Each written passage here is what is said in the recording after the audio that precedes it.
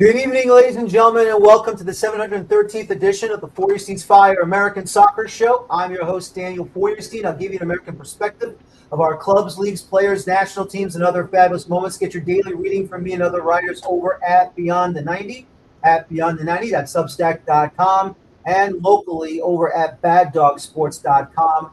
Come on in. The chat room is open on YouTube, and as always, if you want your daily American soccer content, please subscribe here on YouTube and join us tonight. If you have any questions for the panel, please don't hesitate to ask us tonight. And real quick, tonight's segment is sponsored by Dino Luzzi Energy Drink.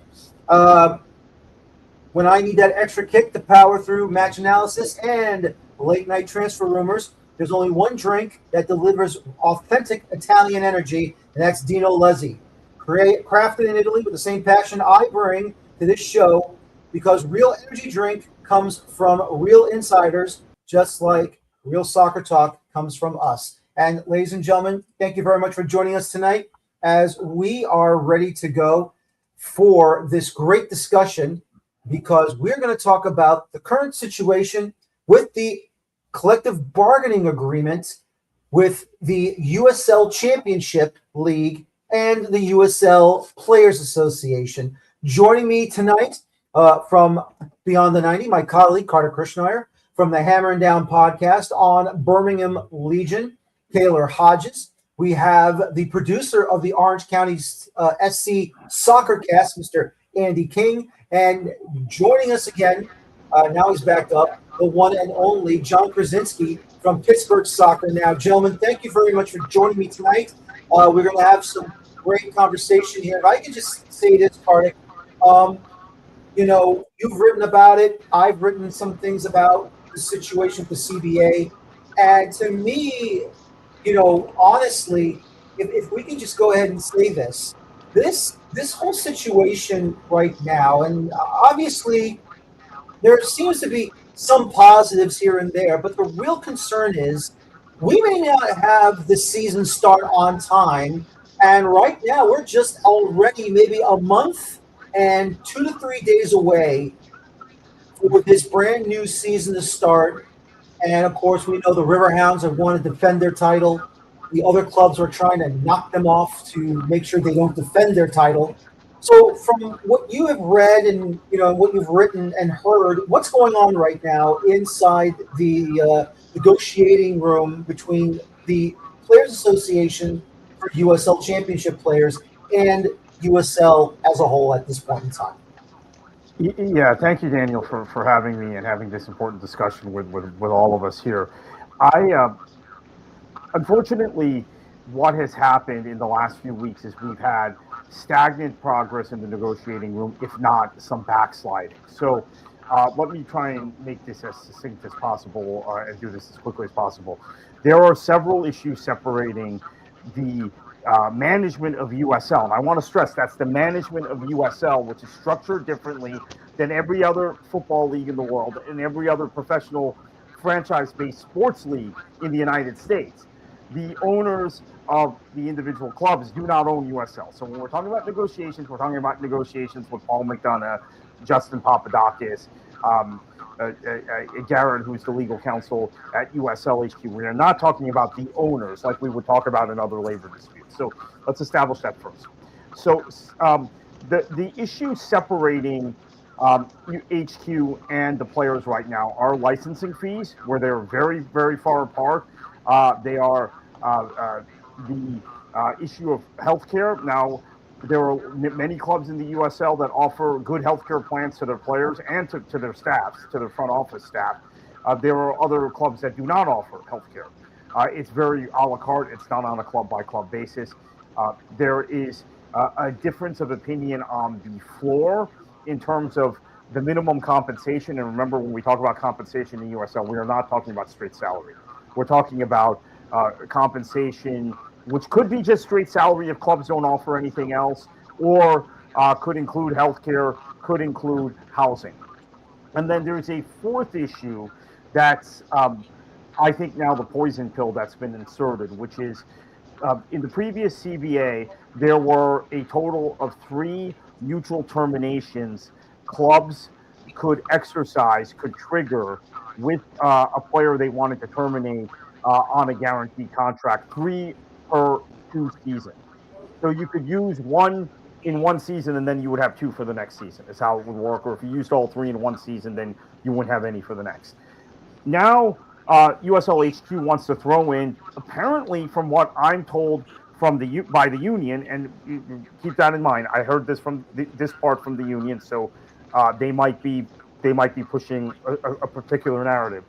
It's because a handful of USL Championship owners with what we would call the less ambitious teams want a provision where they can just arbitrarily terminate guaranteed contracts during the course of a season and maybe give 20 cents on a dollar, right? Give 3 weeks wages or 4 weeks wages and say goodbye, even though you're on a guaranteed contract.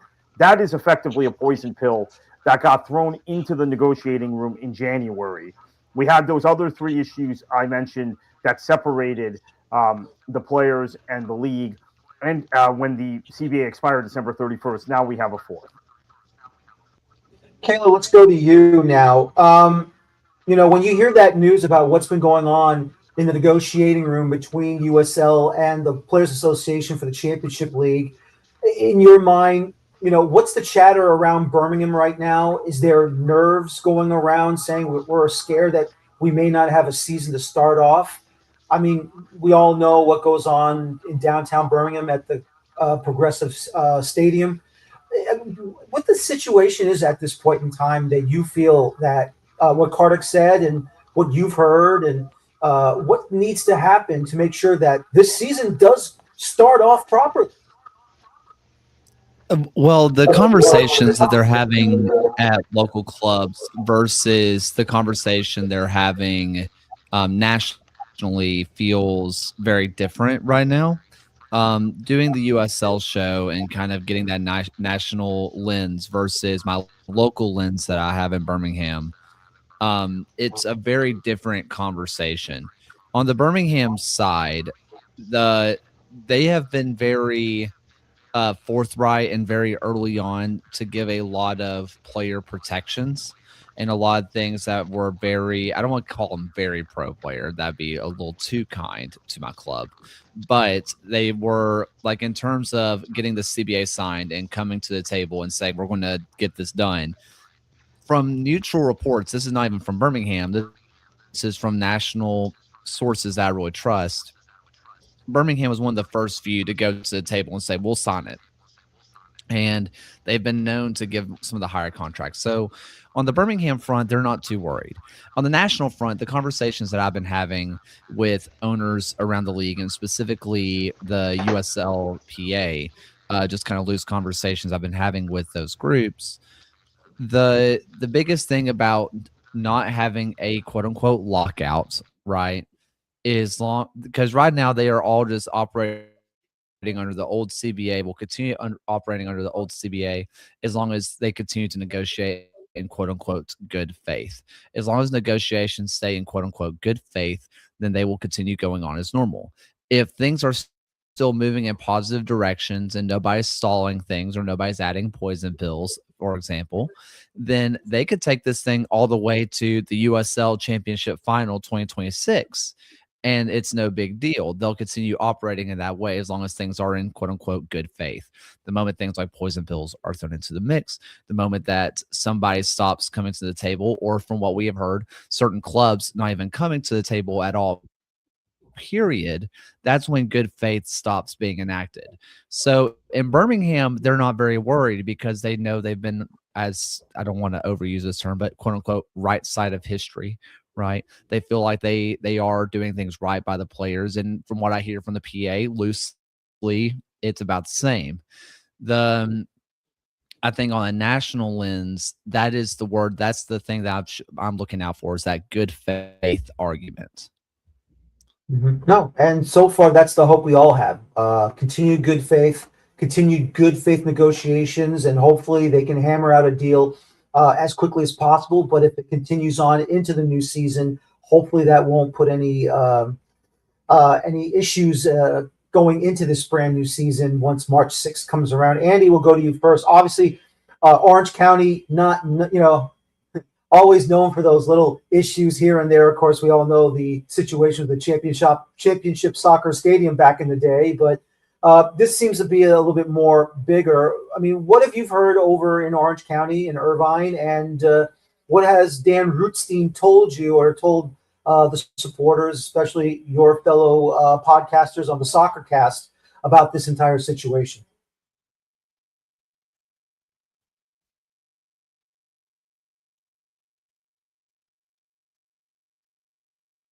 Come on, producer Andy. Come on, man. Come on, Andy. Andy. There we go. We got you. There it is. I'm old, so I wear progressives, and it's really hard to see the tiny little icons on the screen. Yes. Hey, thanks for having me on. And I'll say, from the team side, we have not heard a lot, and I think they are, the vibe I get is they're just respecting the process and they don't want to let out any information prematurely. Most of what we've heard is kind of, I won't even say back channels. It's a lot of educated guesses and things like that. From the Orange County side, we haven't heard one way or the other how things are going. I'll just add that, most of what we've been hearing is from the Players Association, and I would say that they are probably winning the public relations war on this topic. But again, I haven't heard anything specific. Just from past experience, we know that, in a place with a high cost of living like Orange County is, these negotiations can be kind of complicated because, especially when you start including housing in someone's compensation, what's that look like from here compared to, and this isn't a dig at anybody, but, living in Orange County compared to living in Colorado Springs, compared to living in Phoenix, compared to living in Birmingham. Again, not a dig at anybody, just reality of economics. Well, Andy, I'm sorry to jump in really fast on this. Talking about cost of living, we talked about this with Oliver Gage, where one thing that Jay Heaps has talked about in Birmingham has one of, if not the lowest cost of living in the USL Championship, maybe even the USL League One as well. Meanwhile, Loudoun had to not only deal with being an MLS 2 team for a long time, but also having to deal with the highest cost of living in the United States, being in the DC area. So like that is a great point on terms of like that bottom floor, that quote unquote $50,000 as being thrown out there for Division I, $50,000 in Birmingham and $50,000 in the DC area are completely different things, and those are the same static floor that everybody's having to contend with. No, that's very true. That's very true. I mean, look, even Delaware there's no USL team in Delaware at this point in time, but if there was, there's also low taxes there as well. I think there's no sales tax in Delaware. They got the income tax. There's no income tax in Delaware. So, there's certain states that, you got to abide by certain rules in certain situations when you're living there. And speaking about living in certain situations over in Pittsburgh, and John, first time ever Pittsburgh Riverhounds wins the title in the second division of American soccer, and at the moment their title defense, technically is in jeopardy. And what's going on in Pittsburgh, and how are the Riverhounds fans feeling about this right now? That look, negotiations, as we already said, still going on, still in good faith, but are there nerves going on in Pittsburgh at this point in time?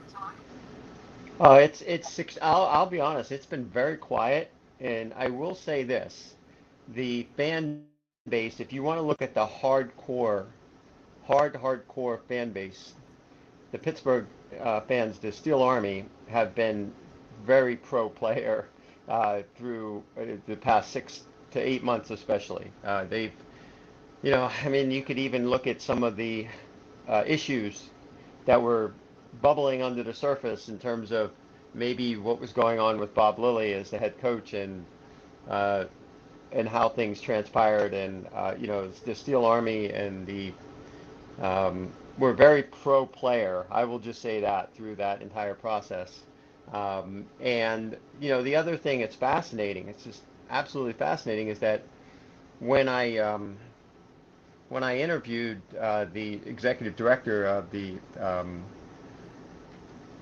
of the Players Association, Connor Tobin, he talked a lot about Pittsburgh and how impressed he was with how the players dealt with what was going on within the organization, how the organization was handling different things. And he just said that, the fact that they accomplished what they accomplished in winning the title, in going on a run like that with an acting coach, and also, in dealing with the organization, he wasn't going to get into too many specifics, but he just, it was very enlightening, eye-opening. Well, I mean, we kind of knew some things that were bubbling behind the surface, but yeah, I mean, in terms of the players accomplishing what they did, not only that, they get to the final for the first time in club history along with Tulsa. And I think, the Riverhounds leadership, they have some core returning leaders coming back to the club. Danny Griffin, Robbie Mertz. Robbie Mertz was on the executive board for the Players Association for quite a number of years. I'm sure that they were unified all the way through the postseason run and their late season run to accomplish what they did. But that there were I can tell you there were conversations in the background heading into that moment, the championship game, along with the players from Tulsa and probably throughout the league, where they really wanted to send a message. But I think in sending that message, I think the league, did not. We all know this. The league did not like that. There was no ceremony as far as the after the game. There was just a trophy getting handed off, and some league executive just running away or something. So it was crazy. It was surreal. It was that's kind of what happened. Of course, the players wore the T-shirts. The T-shirts and members of the Steel Army. If you look at photos from the match that night and the video that day, try pro standards first. Signs were up, and the players were wearing the T-shirts. The USL HQ Pro Rel and the Tri Pro Standards First, right across the front of the chest as they were coming out on national television, CBS Sports. So it was they made their statement, and I think that's the one thing that we, at least here in Pittsburgh, at least those of us in the media, those of us who are following the team closely, and the diehard fan base have, I think they're all standing behind the players. Now, all that being said, the winter, the off season, the winter, it hasn't been business as usual, because the Riverhounds, of course, announced that that Rob Vincent, who was the acting head coach, would take over as the head coach. So that was a little, but other than that, once he stepped foot into the permanent head coaching role, and sporting director Dan Visser and Vincent, and they hired new coaching staff, and they went about business as usual. And that's the big thing we're seeing. We're seeing it's business as usual from the club level, and that's something also that Tobin emphasized, is that from a club level versus dealing with the USL Championship. And he talked a lot about that in his interview with me. But again, I think from the perspective here is excitement to get this new season off the ground. There really hasn't been much in the way of any conversation. I had a schedule. I got interrupted by the snowstorm last week. I had an interview scheduled with Mertz that I put back to this week. So I'm really looking forward to having that conversation with Robbie, both on and off the record, see what's really going on. But at least from the players' union standpoint, and how they feel. The organization itself is, again, I think they're trying to operate business as usual. And I think someone else here in this panel mentioned, who's winning the PR war. There is no winners and losers. It's just one-sided. I mean, we have not heard a single thing from USL headquarters. And Yeah. that's their posture. That's what they're how they're positioning themselves. And it may be in some respect, they might be winning the PR war by just keeping their mouth shut. And eventually a collective bargaining agreement may come together. There's a lot of different perspectives and a lot of people talking behind the scenes here in Pittsburgh about that. And there's different perspectives. Some people think, the players union is asking for too much. I certainly can see that, again, the die-hard core fans and the players here are unified. Well, I will say this. First of all, I'm glad to see Andy back. He had his little camera issues, but I'm glad he's back on with us. Look, gentlemen, obviously, look, like I said, we all want them to start on time. We all want them to get this season off running and, just no interference of any kind whatsoever. But, once again, between the point of the introduction of promotion relegation up to this point now that, the original CBA, even though they are playing on it, did expire at the end of the 2025 calendar year. And now we just lost John. Hopefully he'll come back on with us. The hope is that, that they do start on time because, Kartik, as you said in your writings, this was the biggest bombshell that USL threw out there. This was the biggest bombshell that USL decided to do, not just promotion relegation, create the new First Division League.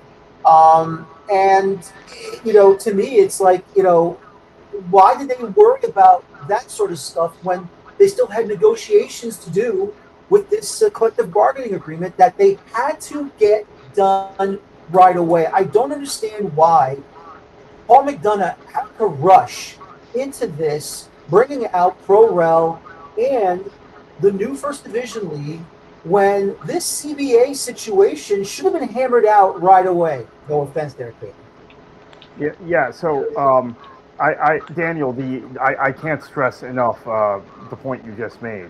And there were club executives that, when the First Division was announced, complained to me. Now, the Pro Rel thing they knew about. They took a vote. The Board of Governors took a vote, and then the press release came out a day later.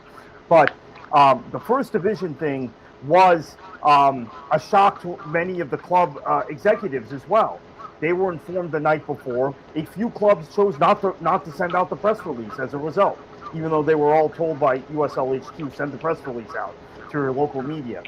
So how it affected the negotiations, I've heard this from multiple player representatives in addition to hearing it from Connor himself.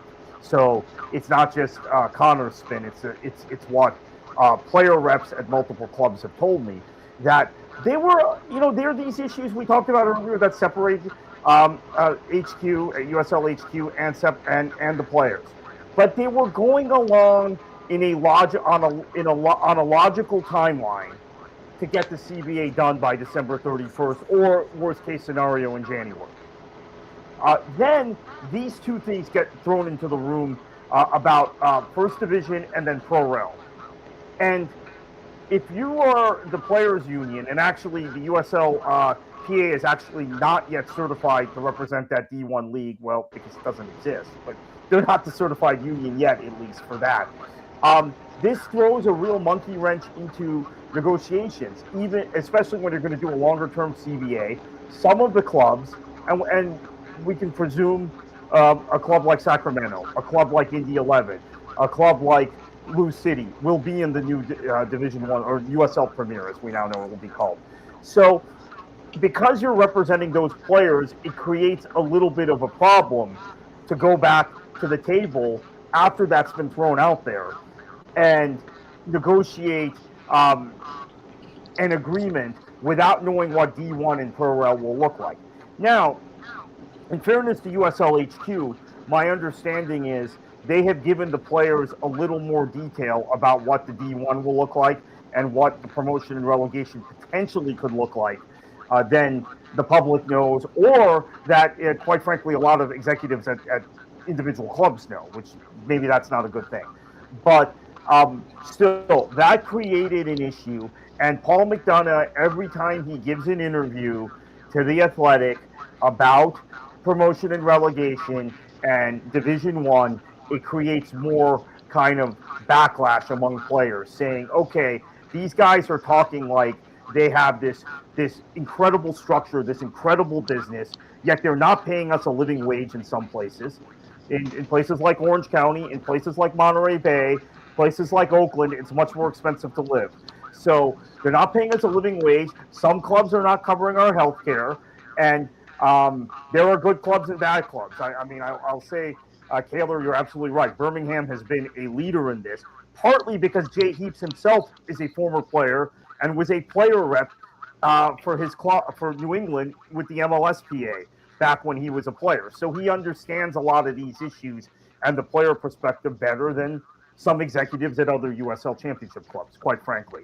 It's not just a byproduct of cost of living in Birmingham. It's because they also had, I think, the right guy running the organization there to understand the player's perspective. But the bottom line on this, Daniel, is you're right. The D1 and Pro Rel conversations have caused problems, and it can be moved beyond, except Paul McDonough can't help himself, and he's constantly giving public interviews with the sort of rhetoric that would make you think USL is a legitimate challenger to Major League Soccer. Now, all of us know that that's not actually the case.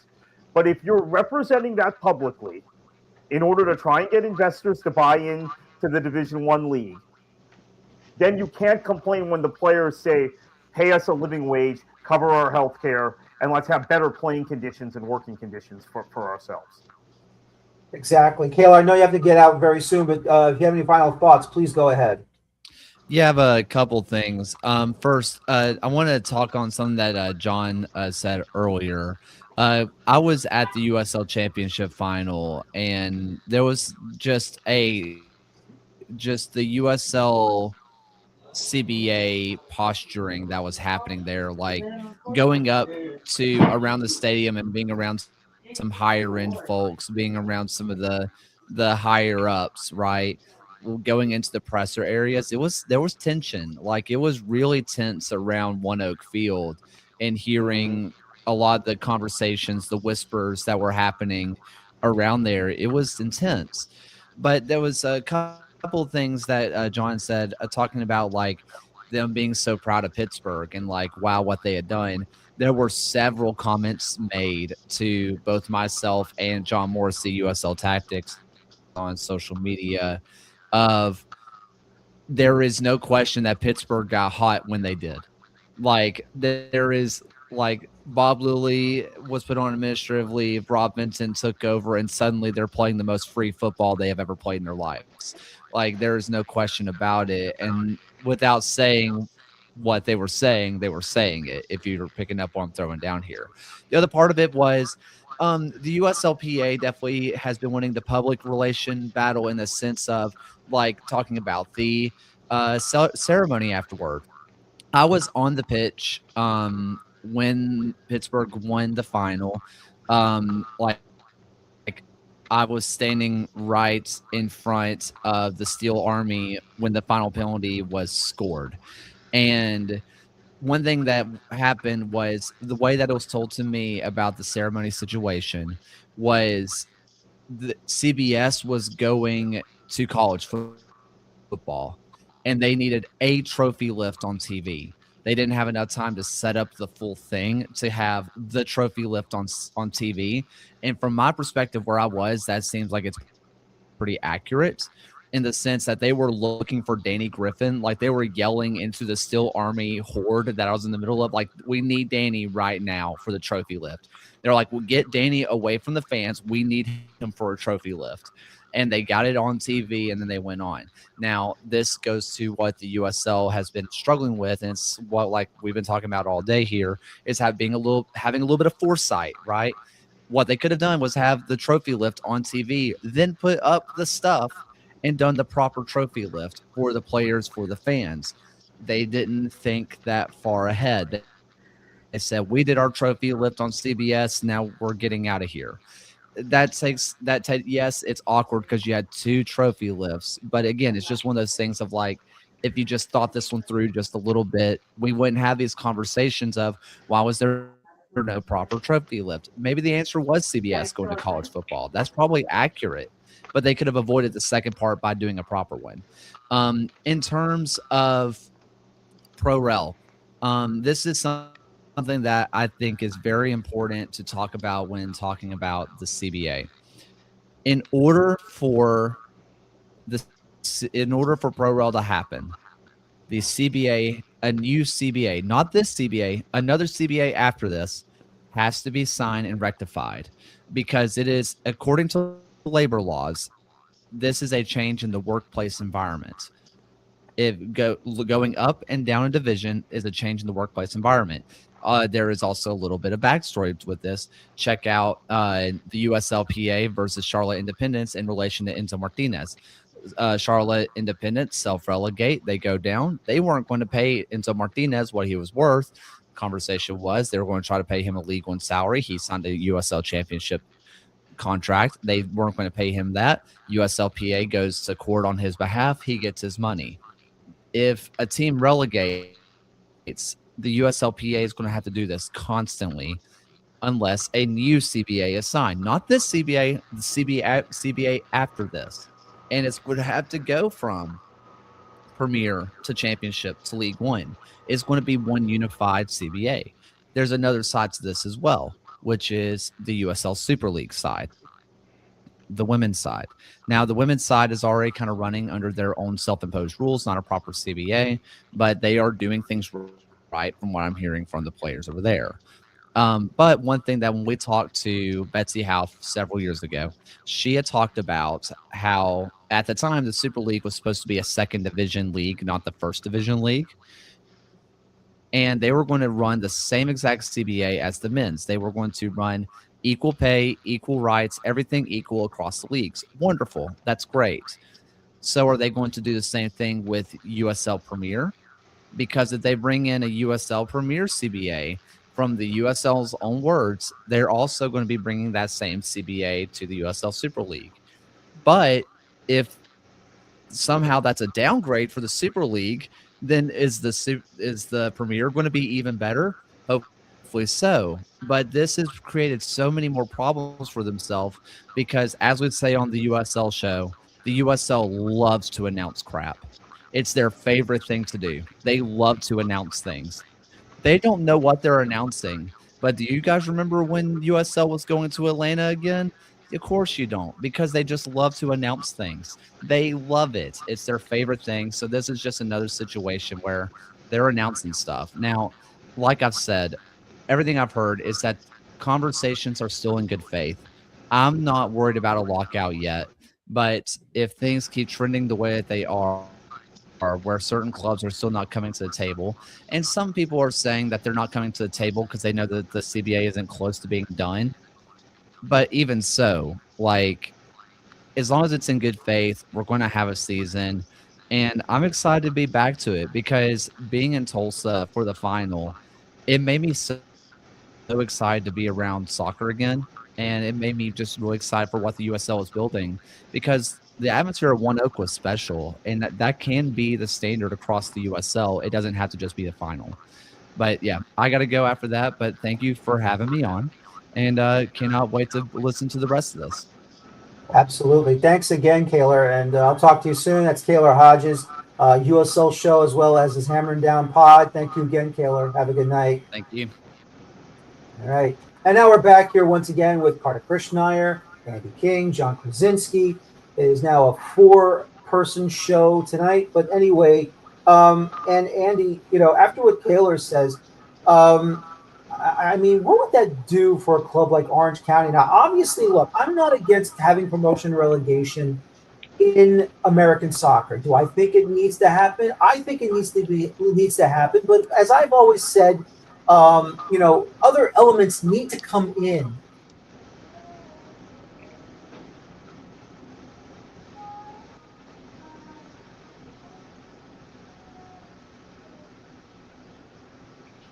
There we go. Whoop, there. Okay, I guess I had a little something. That was weird. McDonough's pulling the plug. McDonough's pulling the plug. Paul's calling your ISP right now. It's Mm-hmm. fine. Let him try. I'll get him. No, I'm just kidding. Andy, anyway, as I was saying, like I said, look, I mean, if we're not going to have pro rel in one section of the professional divisions in American soccer, it makes no sense because, I want to see it up and down like the rest of the world has it. Wouldn't you agree with that, Andy? Yeah, I think in an ideal world, we would all like to see that, but with the way the Yeah, Andy, federation come on. has allowed soccer to develop in America, if not encouraged soccer to develop in America, the way that it's happened is they've set up this kind of dysfunctional family feud pyramid. And, I've seen some people say that it works this way because that's how they want it to work. I won't pretend to know if that's the right answer or not. But, when you look at American soccer through the lens of the world game, it seems very off target, I guess is the best way I can describe it. It seems very inefficient, and this kind of competitive nature of leagues over teams is just causing people to spend money that maybe could be spent in better ways. It'd be nice if the Federation could step in and clean up the mess they've created, but right now I think it's just where they're at. Yeah, unfortunately, you're right there, Andy. I mean, it is a big mess. And John, when you see that, from a federation standpoint, it just feels like, we're always going to get these wars internally, always the soccer wars. And it just really makes me annoyed and frustrated because, look, I mean, I understand everyone's looking out for their own interests, and that's fine. I'm not saying they shouldn't, but, it's time to really come together and say, okay, look, we're always going to compete against each other on the pitch, but you've got to be friends off the pitch sometime sooner rather than later. And if everyone can finally come together about this, John, then maybe we won't have these issues always pop up. Because, look, I understand what Paul McDonough is trying to do, but at the same time, does it feel like he's harming USL at this point in time? Or do you think in their own way, do you think maybe he's helping their situation and trying to challenge, I guess, not just within the USL, but everyone else outside the USL?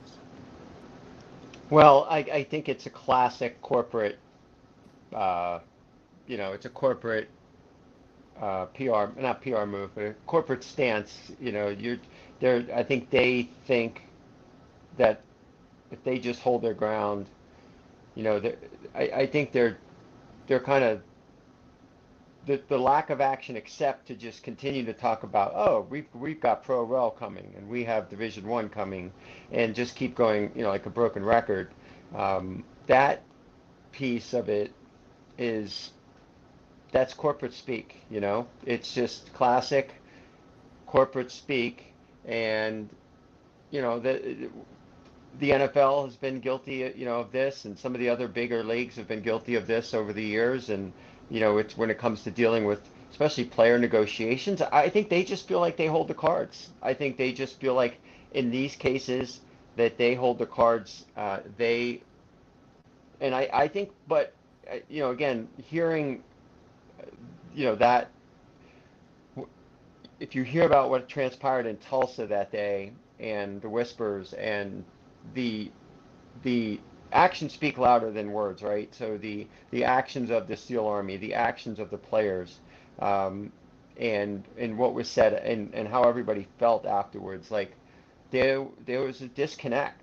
And so I think in terms of the public view, people who know the game, who are close to the game, there's a certain perception, and that the league is that the league is not, that they're acting very, they're sticking to their guns here. And that,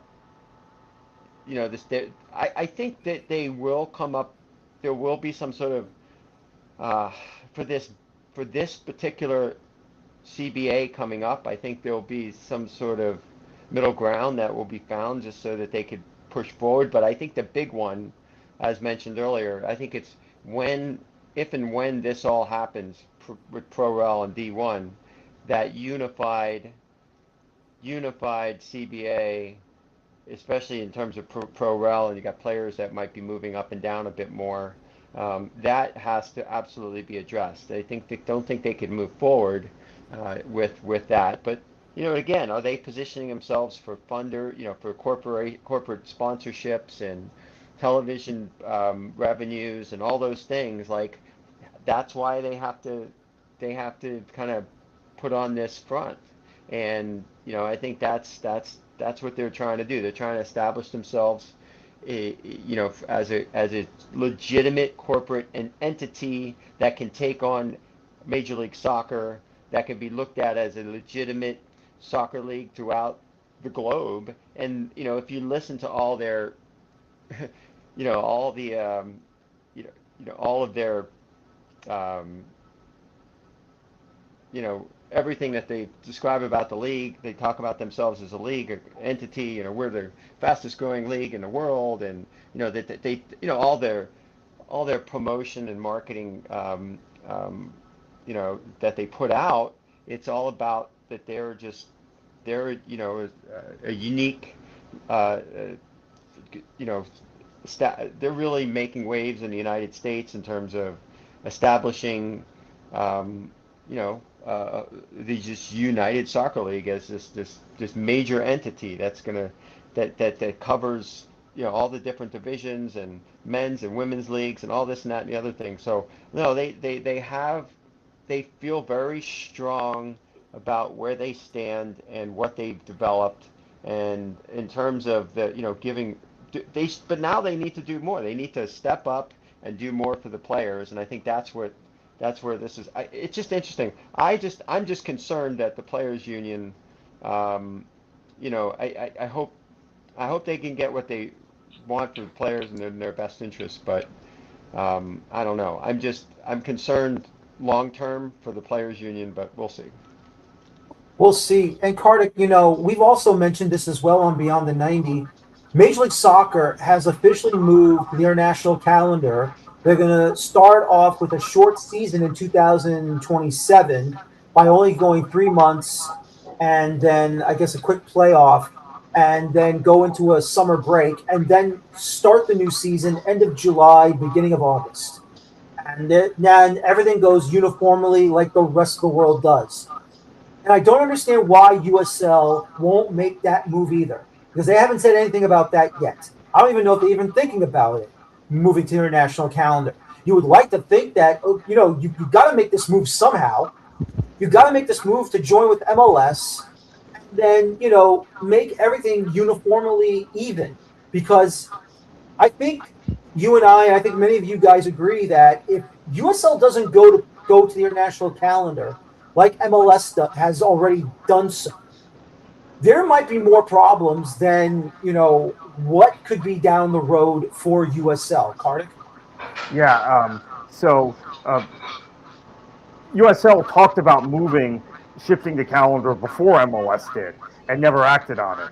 So let's remember that Jake Edwards made it very clear this was a plan, and they never followed up on it. Obviously, full disclosure here for those watching that don't know, I was the communications director for the NASL for many years. We talked about doing it too, and our solution actually was to do the fall and spring season, which really didn't shift the calendar. Let's be honest about it. I want to, before we get to the calendar change, I want to just follow up on what John said, because everything he said is accurate. And there is a level of rhetoric coming from the league office, a level of fluff that is just beyond the pale and beyond the reality. Those of us who actually are around this league and around clubs in this league understand is the actual happenings of the league. So, as Kaylor said before he left, we have all these crazy expansion announcements because there was this group that has bought the exclusive franchise rights to put a franchise in Eugene, Oregon, or wherever, and they make a big deal about it, and half these clubs don't start. None of the clubs they actually announce start on time. But let's remember that. And I think it's also important in this whole conversation to remember that because UROC is the primary investor, now we have some private equity money from Bell Tower Partners flowing into USL. They are into selling franchises, and they are into selling real estate. They do not operate the way a normal football league, normal soccer league would. So for all the people who criticize Major League Soccer and single entity, and I'm included in that, Daniel, you've been a critic in the past also, but they actually operate like a soccer league. So there is a difference. So to your point about calendar change, my concern is it's difficult to do promotion and relegation, and this goes back to even the conversations we were having during the presidential election in 2018, U.S. Soccer presidential election, where it was acknowledged by both Eric Ronaldo and Kyle Martino, the two leading kind of reform candidates.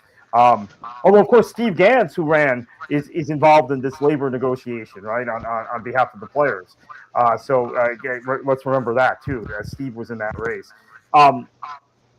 The feeling was if they were going to push promotion and relegation in American soccer, because remember at the time, MLS was not interested. USL had not talked about it. MLS has never been interested in it. The feeling was you have to shift calendars because you have to align transfer windows. If players are going to move, if teams are going to be relegated and promoted, there has to be a player movement that aligns with the rest of the world. So now it's even more of a concern for USL because MLS is shifting their calendar, and your windows are no longer aligned with them. You're not going to get the players on loan you'd like to get. Kaylor left us, but Jay Heaps, I know one of his strategies always has been and it's going to be again this year with Mark Briggs leaving kind of when he did, and Heaps having to reassume control of the technical side of that team. Get as many guys on loan from MLS as you can. Get 2 or 3, maybe even 4 guys on loan, and that's something that becomes very, very difficult to do when you're playing on a different calendar. One last point. I think either John or Taylor mentioned it earlier, or maybe it was Andy, about the Super League. So the Super League numbers are pretty high now, even though there isn't a papered CBA. The individual clubs have all agreed to certain levels of compensation that are far beyond, I don't want to say far beyond, but they're beyond what is being offered to the championship players. So that, again, that's now in Division One. So that's fair. But then you guys brought up, whoever it was that brought it up, great point. I didn't think about it, about USL Premier. If that number is not even with the Super League number, then USL has just created another problem for itself.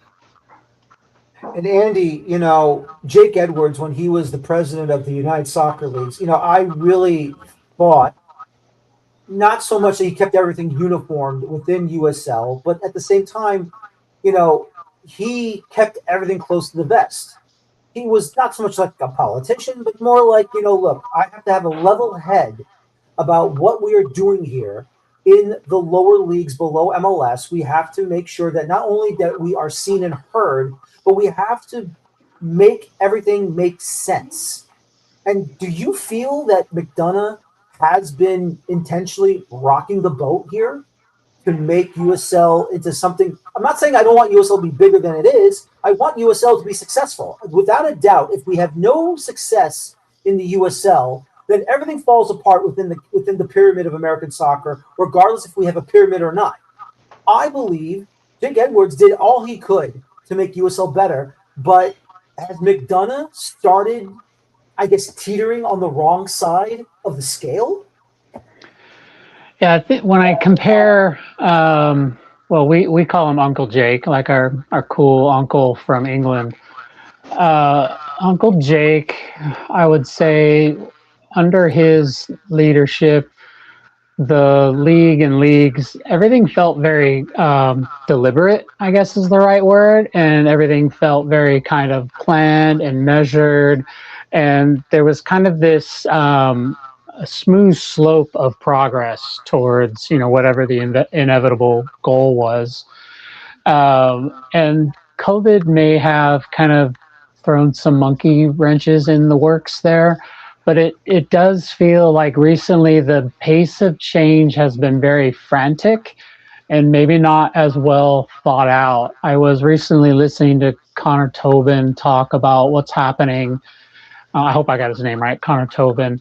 And he made a really good point where he was talking about, when all these decisions are made about what's happening with the league and what's happening with Division One and Pro Rel and all these other things, who are they being the league? Who's the league advocating for? Are they advocating for the top teams? Are they advocating for the middle teams, the bottom teams? And I mean, top, middle, bottom is in economics.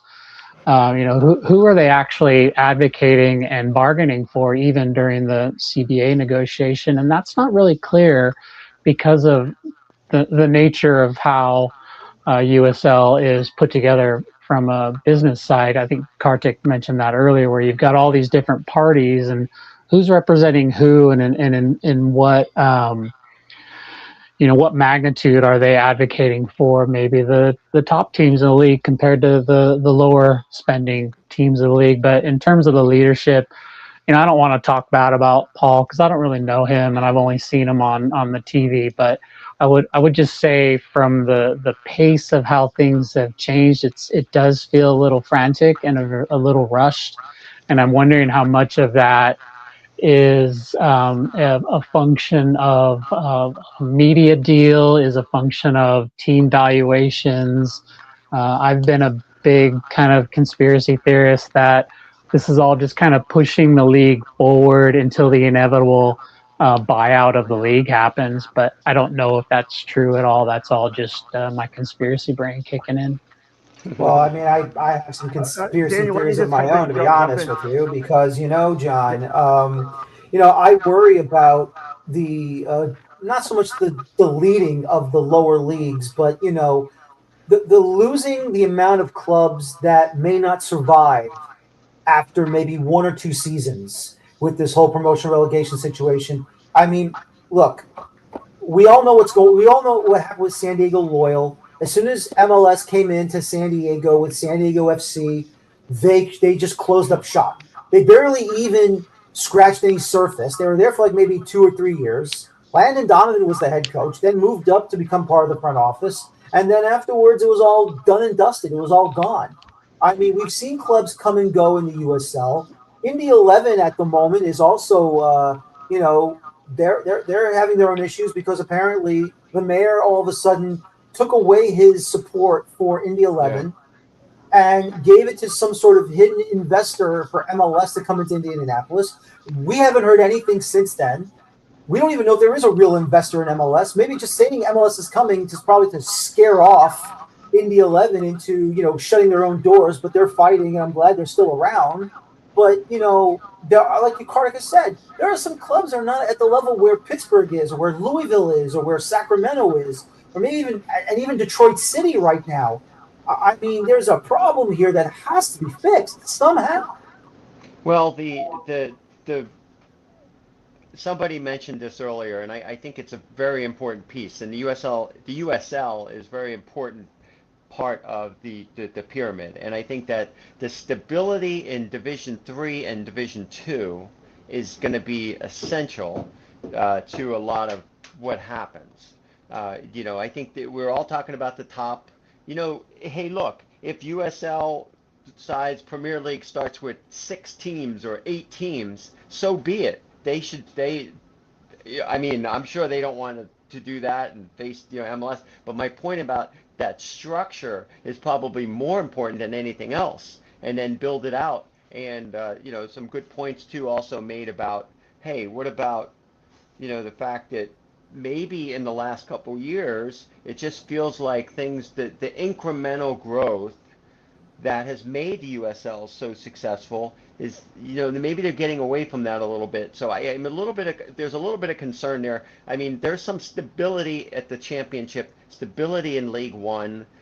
League Two, I think, is a safe landing point for we've seen the ups and downs, the topsy-turvy with Division 4 or fourth division, with some of those other leagues and whatnot. Now, here's a very fascinating piece. I just did a podcast interview with Randy Waldrum, who was recently elected into the United States Soccer Hall of Fame, and was just talking about the university.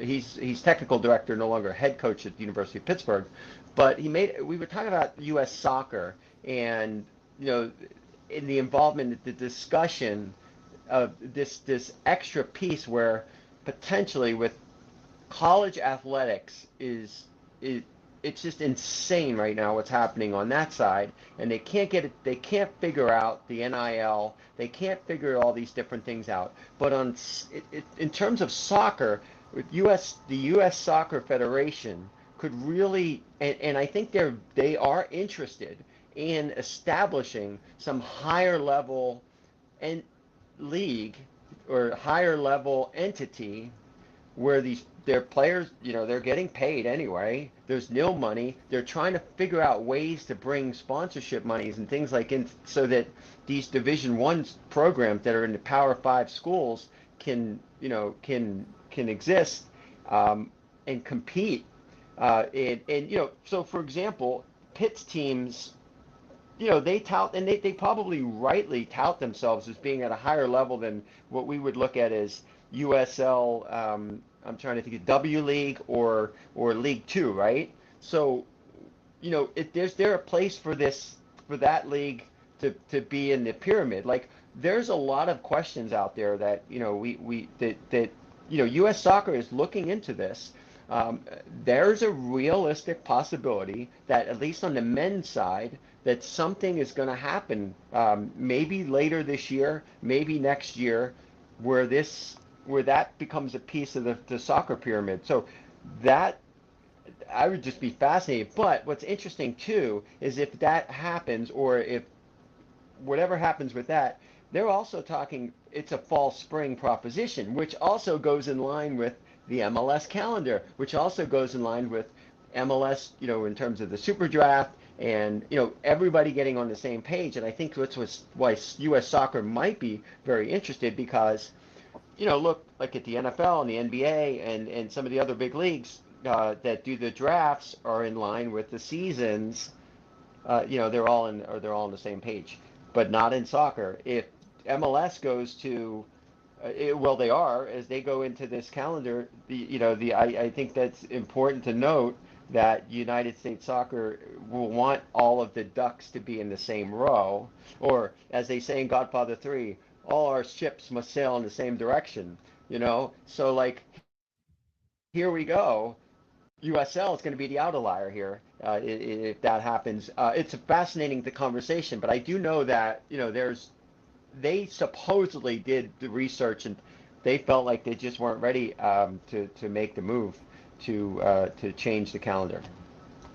Leave it to John to use the Godfather in a soccer conversation. That's great, John. I really appreciate that. Mm-hmm. Next thing you know, we're all going to get rubbed out. Anyway, no, I'm just kidding. But anyway, I want to get this through. Kartik, you saw what I wrote about, a while back about, talking about the pro rel situation.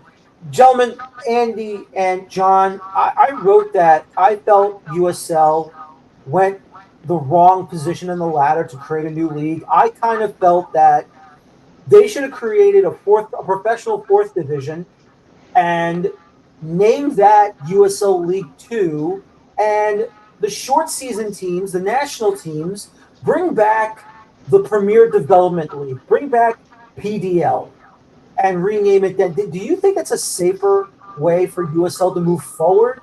Or do you think, or maybe they should just leave it the way it is? Andy, we'll go for your thoughts and then John's. Yeah, I kind of, and this is, again, a little bit of a hypothesis. I wonder how much of that conversation that kind of birthed USL Premier, how much of that was, the discussion around ProRail, which we knew that was kind of, on the front burner, so to speak, and they wanted to hammer that out. At what point does and again, I don't mean this as a knock. At what point does, say, Louisville say, well, why don't we just do first division? And the league says, well, I guess we could, but here's all these barriers. And then does the media partners say, well, hey, we'd really like a league that has pro rel, and you can't really promote to first division, so why don't you have your own? How much of what we've been seeing over the last, I don't know, year, how much of that has been a function of outside factors and actors, and, to be honest, outside financiers who are kind of dictating decisions made at the league level, so that, this is going to sound ugly, so that New Rock can enrich themselves. It's true, John. Yeah. Yeah, I mean, I don't know. I'm not. I don't know. I've kind of said my piece in terms of where I think everything's going to fall, but yeah, I don't know. The USL Championship is their stability is very key in all this, and I just think that that's the piece that um, they can't lose sight of that, Yeah, and that kind of goes back to this original conversation we're having, why we're here talking, is that if they cannot provide a quality collective bargaining agreement, and this is going to drag on, um, then are they a legitimate entity? Are they really a legitimate entity that can provide, players from other country, people are watching, and they're I don't know. I just think that that people are watching. Players may not want to come to the United States to play, or may look to go play elsewhere. And I don't know. It's just I, yeah. I just think that this is this is this this needs to get resolved, and hopefully it will be. yeah. No, I hope so too. And Kartik, as I've said already, if USL does announce finally that they'll make the calendar change as well, I feel better about the position of the Open Cup, obviously, because we got to have everyone on the same page. That's Right. the most number one thing, regardless of what MLS does. There's silly, stupid, fan fatigue crap that they talked about towards the beginning of last season to talk about oh, okay, you can only play in Leagues Cup and you can't play in Open Cup if you're part of the Champions Cup, or you're not in the League Cup if you're going to be in Open Cup through Champions Cup or whatever it is, and blah blah blah and blah blah blah and all that other I do want to say, I'm phony sorry, I baloney. don't mean to interrupt, Go ahead. Daniel, but I do want to say, I mean, and I've talked to people with the club, and in and around the team, and the discussion about playing, having a schedule where you're playing games in December and January and February in Pittsburgh. I mean, we're sitting here under, a foot of snow. I haven't been able to move my car. My wife's car was buried. I mean, we're under all this snow. At Highmark Stadium, I mean, that the Riverhounds are training their first week indoors. There's no way they can clear, you just can't imagine. So I just can't imagine that. That's the biggest piece of it, I think. I know that there, solutions. You could play all the warm weather, games in January and in February or whatever, but and we don't get a foot of snow all the time, but it just, I don't know. I just do think that weather is a factor. I think that, again, the USL Championship, League One and USL Championship, I just don't think have the logistics, the resources, the personnel, the fan bases that established enough. I mean, they're doing good work. They're building the incremental growth. Let's not try to get too far ahead of ourselves. And maybe in a way, MLS, by moving to, this way, it really does force the USL's hand a little bit, and puts them at a competitive disadvantage. And I think that's something that, but yeah, I can't see that happening with the USL Championship side or USL League One side playing through January and February in a lot of these markets. from my point of view. I just can't see it. I can't see the fans coming. I mean, the Riverhounds, think about this for a second. Their schedule every year, I guarantee you, they will have, and they do it again this year, probably out of their first 10 games, usually 2 at most, maybe 3 are home games. They purposefully schedule away games in March and April. And some years it works out, some years it doesn't. They get off to slow starts because they're playing so many games on the road. And these are, part of these conditions the players are talking about. I'm sure it's just an issue. The travel in the front end of the season for the Riverhounds has always been very, very challenging. And throw in the Open Cup and now the USL, the USL Cup, all these different things, and they're playing so many road games early in the season. And I know it adds, and why? Because they can make money in the summer. They could fill the stands in the summertime, and they found a successful formula. So I'm sure at least from the Riverhounds ownership point of view, they probably would rather keep the schedule the way it is. Oh, and Yeah, not only I that, mean, sorry, and you're competing in the winter with the Steelers, a little bit more the Steelers and the Penguins versus the Pirates. no, I understand that, but I mean, I'm assuming they'll have a winter break. MLS has said they're going to have a winter break, but we'll see what Yeah. happens in the future. I mean, look, Yeah. I'm not here to, tell whoever has to do this or who has to do that. We just feel that it would be more practical if MLS is going to make this move. I mean, even the bigger markets. Look, New York City has 2 baseball teams, 2 NFL teams, 3 hockey teams if you count the Devils in New Jersey, 2 NBA teams. And obviously we have 2 MLS teams, and now we have the Cosmos, and now we have other USL League 2 teams, amateur teams. I mean, the Metropolitan League does spring and fall every single year. So, I mean, they're all over the place. And don't forget, MPSL also has teams as well. So, I mean, it's all the same situation. And, look, I know Pitt plays on Saturdays for college football. The Steelers play Sundays on NFL Sundays for NFL football. I know the Penguins are always all over the place too. I know that. But still, sooner or later, they're going to have to be like, we got to worry about our own situation. We can't worry what the Steelers do, what the Penguins do, what the Pirates do. They got to worry about themselves. And I think, and I'm not disagreeing with you, obviously. I'm not disagreeing with you. I'm just saying, it's time to become a big boy league sometime soon and make this change.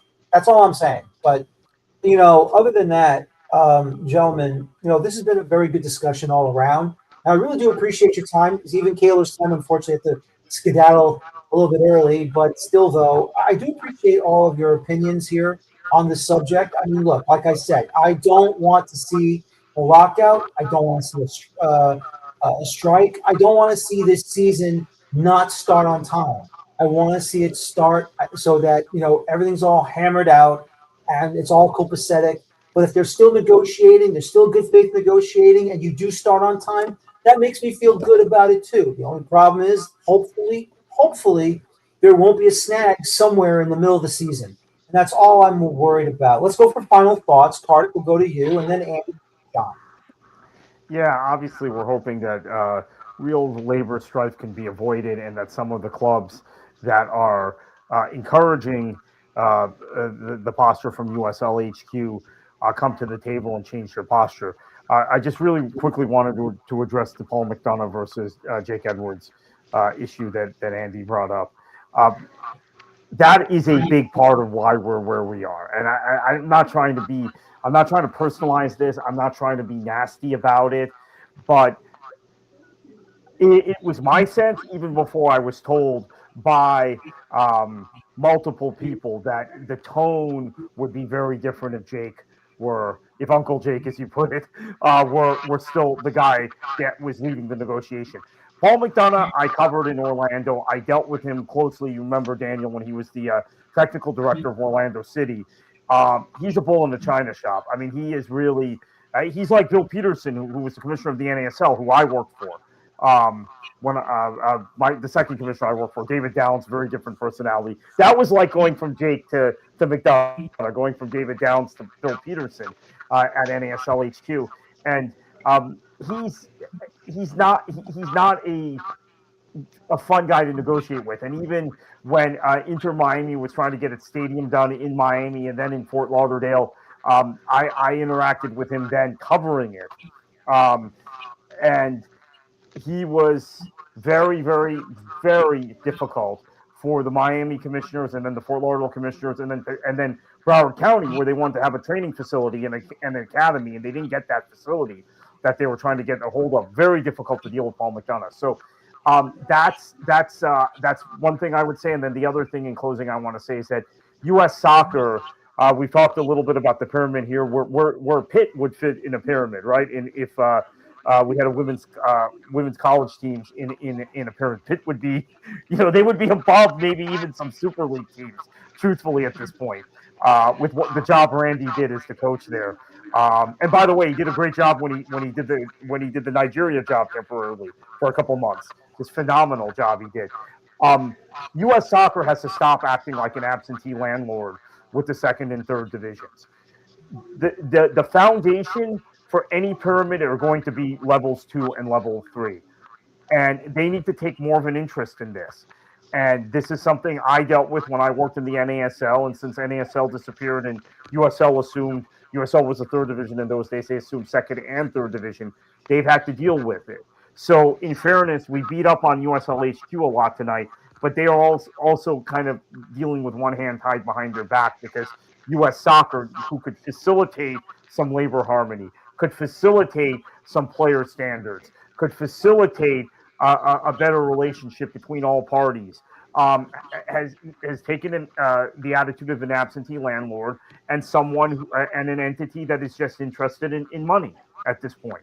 So if this is actually going to really be solved, the combination of this labor problem and then getting the USL structure right for promotion and relegation, U.S. Soccer is going to have to get off the sidelines and help and not be in the way. I'm not saying they need to then get tough like they did with NASL. The PLS itself needs to be revised so that USL can do this properly. And so they have a responsibility here, and that would be my closing thought. They need to get off the sidelines. Absolutely. Andy? I'll be really brief. Nobody wants to see a lockout or a work stoppage. The players, the fans, the teams, for a league where the teams rely heavily on gate attendance for their revenue, no one wants to see that. So I would hope that the owners who are on board are calling the owners who are not on board and telling them to get on board before we all take a bath. I'm old enough to remember back when Major League Baseball and I think NHL both had either strikes or lockouts, and it took years to get the attendance back, and USL doesn't have years to afford, really. Look at what COVID did. It that was a disaster, and we don't need that again so close. The second thing I'll say really quickly in regards to the CBA, I'm going to paraphrase, and I think it was Joe Farrell. He had a really good quote on social media from the PA, and I'm going to paraphrase. He said, players are not looking to be millionaires. They're looking for a nice apartment. No one's getting rich playing in the USL. They just want to have a nice apartment that they're not sharing with 2 or 3 other guys. That seems like a pretty basic standard of living for a professional athlete. Yep, I agree. No one does the dishes. John, please, your final thoughts, please. Well, first of all, the forum, it's been a great forum. I've learned a lot from everybody. Thank you for having me. This has been very enlightening. I do know, being here in Pittsburgh, we are home of solidarity in terms of workers, and the United Steelworkers is still strong. The Labor Day parade here is always going to be a big place for workers. So, and I think that the Steel Army shows that they are behind the players, that they love the team, they love the logo, they love the black and gold, but ultimately they showed their true colors last year in terms of being behind the players, whether however you feel about that. But so I do think that the core team is going to be the players are going to be supported. whatever happens. I think, in terms of the larger perception, if you will, if I think if anything were to happen as far as a stoppage, it would be pretty catastrophic for the teams. For the league probably doesn't think it would be. Maybe, I don't know. But for the teams trying to survive, and the structure that we just talked about, from level 2, 3, even, I've been very closely following and have good relationships with all of the Steel City FC organization here in Pittsburgh, which has really come on. They've done some really great things.